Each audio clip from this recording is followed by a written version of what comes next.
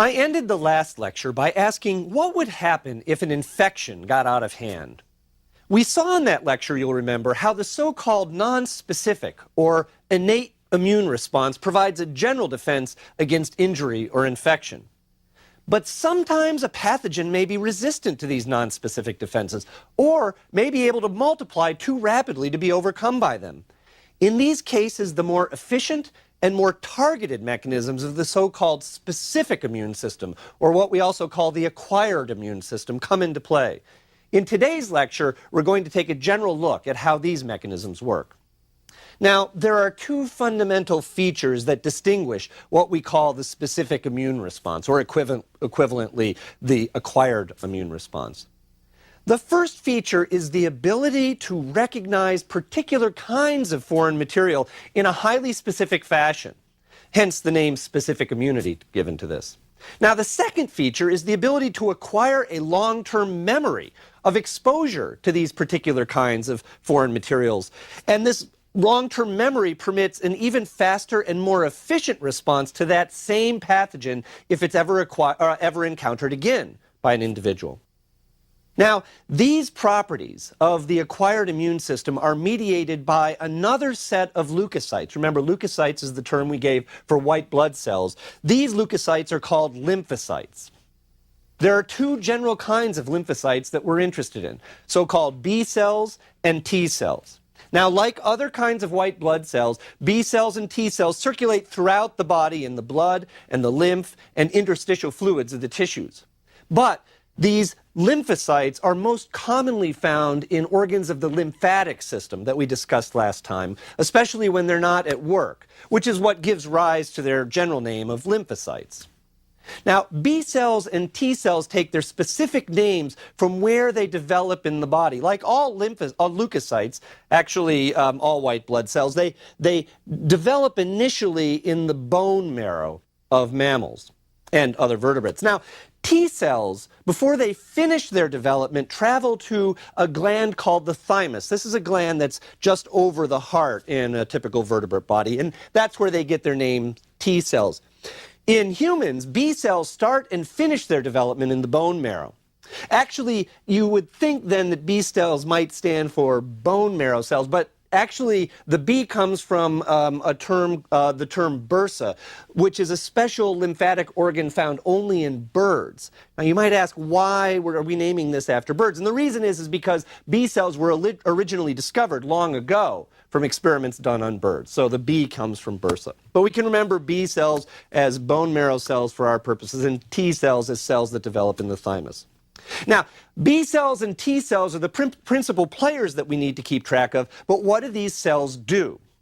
Now, in response to the invasion by a pathogen, in the body, the B cells are the cells that will release copious amounts of proteins called antibodies. You may have heard this term before. Antibodies are proteins that will bind in a specific fashion to foreign material, and in so doing, help remove or destroy it by mechanisms we'll discuss in a little while. This antibody response mediated by the B cells is sometimes called the humoral component of acquired immunity. Humoral, in this case, hearkening back to an archaic term for body fluids, because this response is doing its work largely in the body fluids of the organism. Now, there are several kinds of T cells that we'll encounter. We really only need to consider two of these to understand how specific immunity works. One kind of T cell, which we're going to call helper T cells, actually play an essential role in initiating the acquired immune response, and we'll talk about that a little later in the lecture. Now, the second kind of T cell, which are called cytotoxic T cells, this is another one of those killer names, actually play a more direct role in defense. Their role is similar to those natural killer cells that we talked about last time, in that these cytotoxic T cells actually directly attack cells that have been invaded by viruses and kill them. The action of T cells is sometimes referred to as the cell-mediated component of the acquired immune response, because these cells are actually doing the work. Now, here's the point we need to get to. Both B cells and T cells are characterized by having receptor proteins on their cell surfaces that recognize foreign materials in a highly specific fashion. It's these specific receptor proteins that account for the ability for these cells to recognize particular kinds of foreign material in a highly specific fashion. Now, I need to define the word antigen to make this point clear. Now, by definition, an antigen is any molecule that triggers the acquired immune response.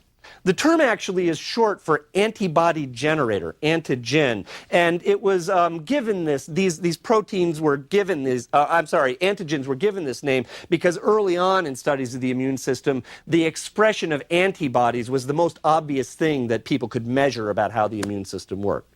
So the term antigen simply refers to any molecule that's recognized as being foreign to the body. But of course, there are many, many such molecules, so there can be many, many kinds of antigens. And any particular pathogen, such as a bacteria, will almost inevitably have some, and actually probably many, many molecules on its surface, such as membrane proteins and whatnot, that will be recognized as antigens.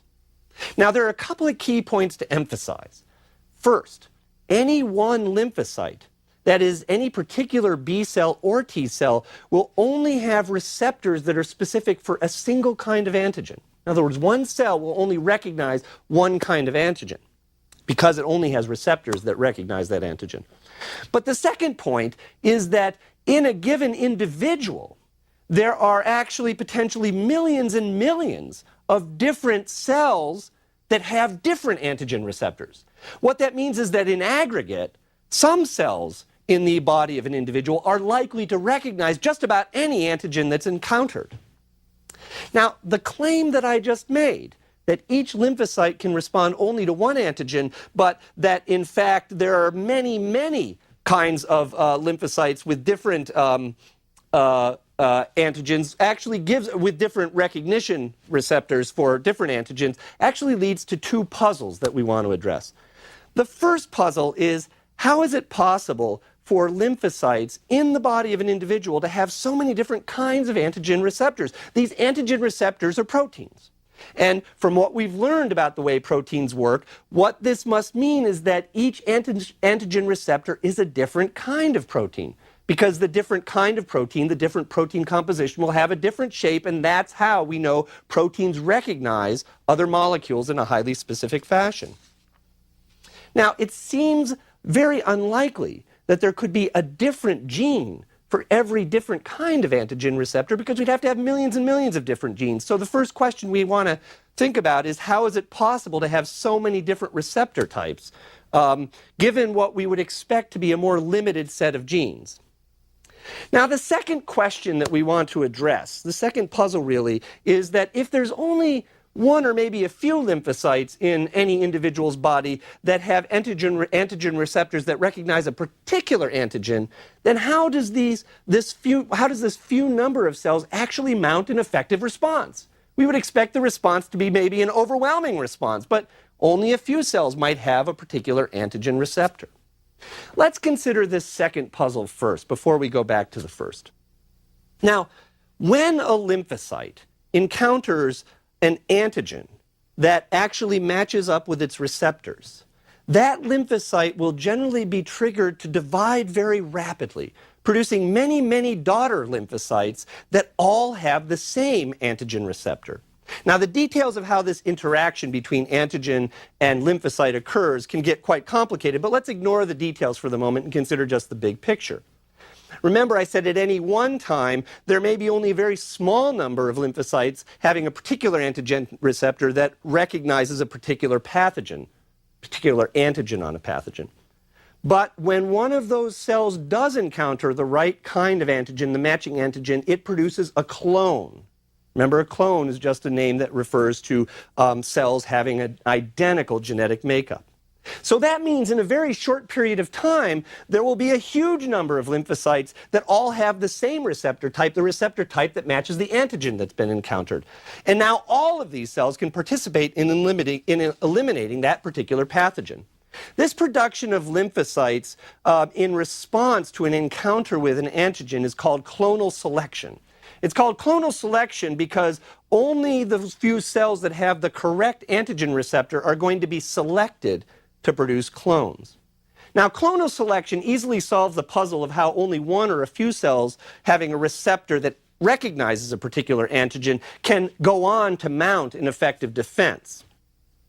Now, it turns out that clonal selection also accounts for the ability of the immune system to retain a memory of particular pathogens that it encountered earlier in the following way. When a lymphocyte, either a B cell or a T cell, is stimulated to produce a clone, it actually produces two kinds of cells. It produces one kind of cells that we generally call effector cells. These are the cells that are going to actually go on and participate actively in the immune response. These are the cells, the B cells, that will go on to actually produce antibodies, and the T cells that will go on to actually attack infected cells. But these clones will also include another kind of cell called memory cells. Now, memory cells don't actually participate in the ongoing attack against the pathogen. In effect, they actually just sort of sit back and wait to fight another day. They get stored elsewhere in the body, and these memory cells can last for years or even decades. What that means is that once the body has encountered a particular antigen, certain cells will recognize that antigen sometime in the future. And because these memory cells are stored and waiting, the body will be able to respond much more rapidly and, in fact, much more efficiently the next time it encounters the same antigen. Now, you can actually demonstrate the role of memory cells in this kind of response if you measure, for example, the concentration of antibodies that are found in the blood when an individual encounters an infectious pathogen. You can measure these antibodies a number of ways, and I won't go into the details, but if you measure antibody production, what you would find is that when an individual encounters an antigen, a pathogen, for the first time, over a time course of maybe a week or two, the level of antibodies that are specific for that pathogen will mount steadily in the bloodstream. And this is because these antibodies are being generated to fight off that infection. And then they'll gradually decrease over another week or so as that infection subsides.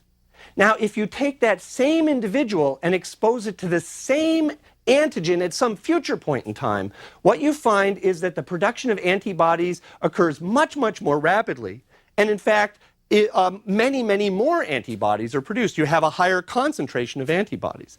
It's this so-called secondary response that results from the original production of memory cells that remain in the body and wait in case there's a second encounter of the same antigen.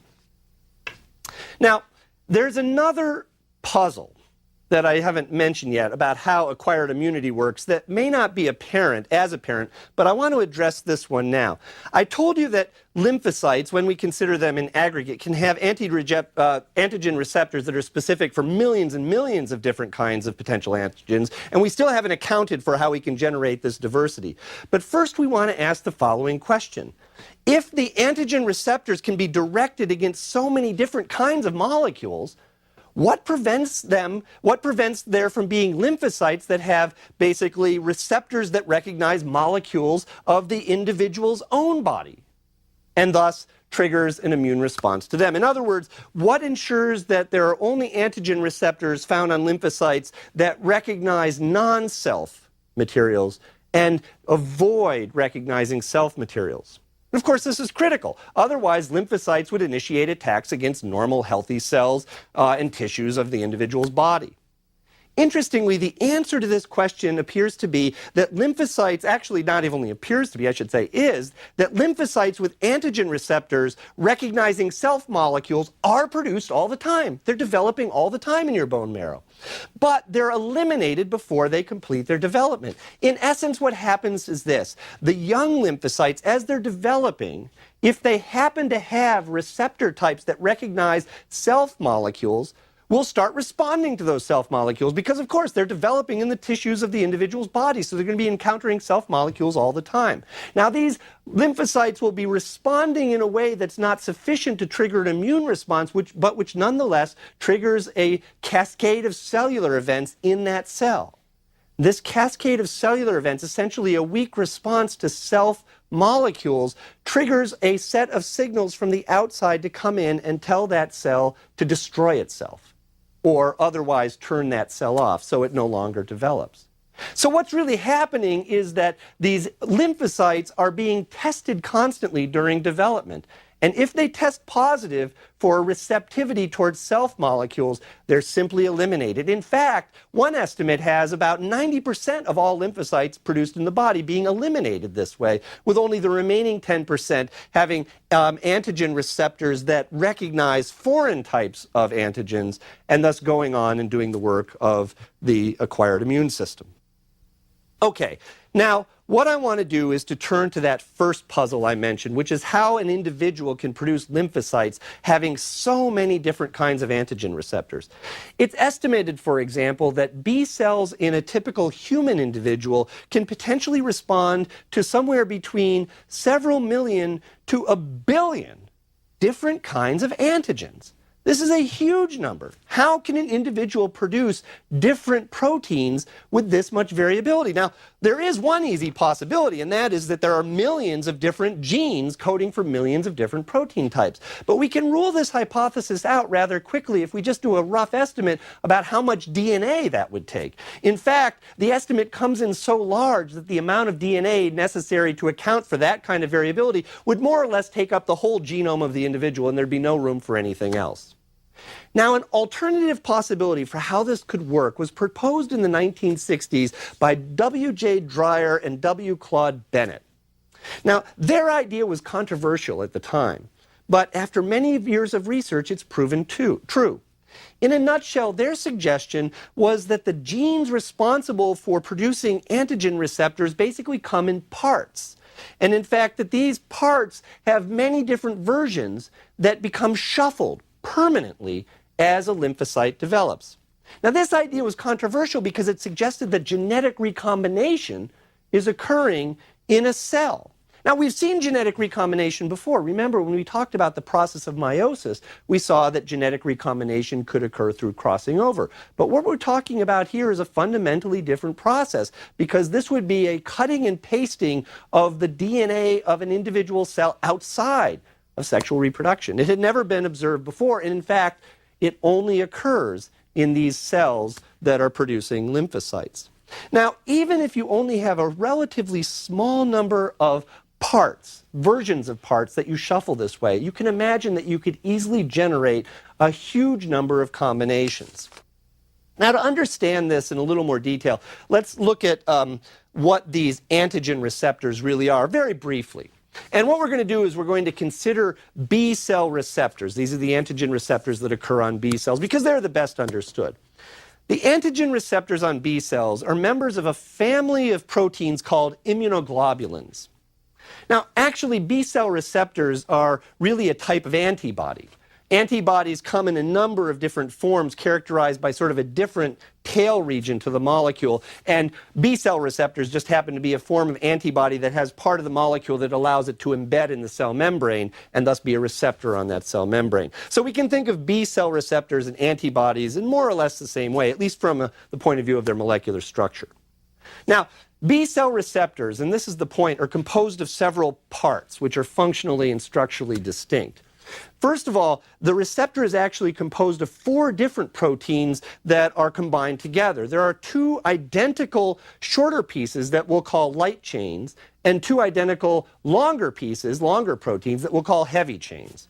Now, these 4 parts, these 4 proteins, come together in sort of a Y-shaped structure. You can imagine this, picture this as sort of 2 long proteins that are connected together along one half, and then on the other half they split apart, forming a Y-shaped structure.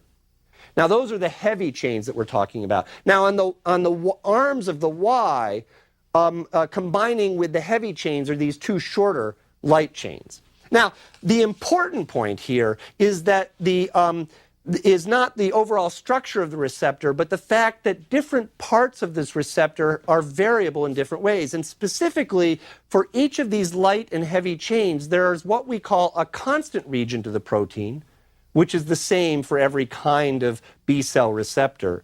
And then there's a variable region.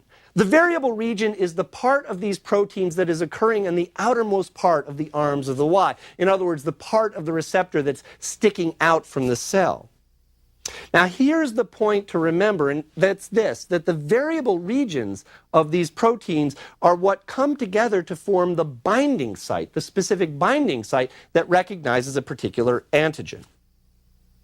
Now, T cell receptors we're not going to talk about. They're structurally very different from B cell receptors, but the same thing occurs. There is a constant region to the proteins that make up the T cell receptors and a variable region. Now, given this background on the structure of antigen receptors, let's look again at how we can generate so many different kinds of receptor types. Let's start by considering just the genes that code for the heavy chains of B cell receptors. There are actually 4 sets of genes that contribute to each individual heavy chain. Now, 3 of these sets of genes will contribute part of the sequence that codes for the variable region of the chain. The 4th set of genes will code for the part of the sequence that we call the constant region. Remember, it's the huge amount of variation in the variable region that we're really interested in accounting for.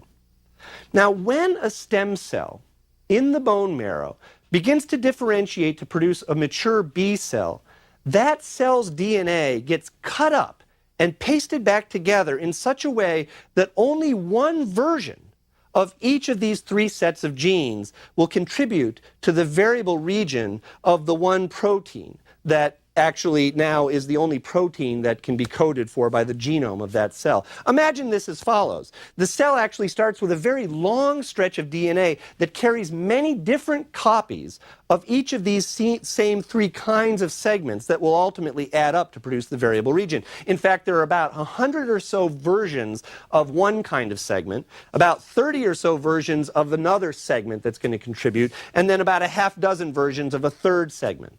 Now, putting these together is a little bit like ordering from a restaurant menu where you can have one from column A, one from column B, and one from column C. As the DNA is cut and pasted together, only one version of each of these segment parts is retained. All of the rest are eliminated from the DNA of that cell. And these versions of each segment then are pasted back together.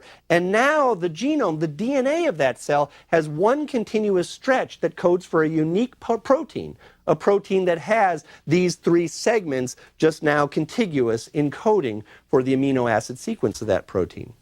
You can imagine with 100 versions of one segment, 30 versions of another, and 6 versions of the third, you can produce actually millions of different kinds of combinations. And if you add to that the fact that the light chain, which is going to also contribute to the variable region of the antigen receptor, also has a recombination of its DNA in this way, and we can combine the light chains and heavy chains in different combinations, the number of possibilities becomes truly astronomical. It's this genetic cutting and pasting that ultimately is what's responsible for creating all of the variation that's necessary for the acquired immune response to be able to have receptors that can respond specifically to so many different kinds of antigens. Okay, now there are a lot of other aspects about the way that acquired immunity works in vertebrates that we really haven't touched on yet. It's a very complicated and fascinating system, and fortunately for us, it works really, really well. But the one part of this system that I want to end on is to talk about how the whole system gets initiated in the first place. Now, I've told you already, for example, that when a B cell encounters an antigen, it will form a clone that includes both memory cells and effector cells. These effector cells, by the way, are called plasma cells or plasma B cells, and those are the cells that secrete antibodies. These antibodies have the same variable region, thus the same antigen specificity as the receptor of the B cell, and thus these antibodies will bind to whatever antigen that B cell is responding to. And the way that these antibodies actually contribute to defense is by binding to whatever pathogen they're targeting, and in so doing, making it easier for other parts of the immune system to recognize those pathogens. In other words, when antibodies bind to a bacteria cell, then the macrophages we talked about last time will actually have an easier time recognizing, finding, and engulfing that bacteria. Similarly, the complement proteins that we talked about last time will be recruited more quickly to a bacterial cell, for example, that has antibodies. So essentially, binding to it. So essentially, the antibodies are labeling particular substances as being subject to attack. And in making these labels, they're allowing other aspects of the immune system to come in more efficiently and in a more targeted fashion. Now, when T cells, as I say, encounter an antigen, they also form a clone. Some of these clone cells are memory cells as well, and others are these cytotoxic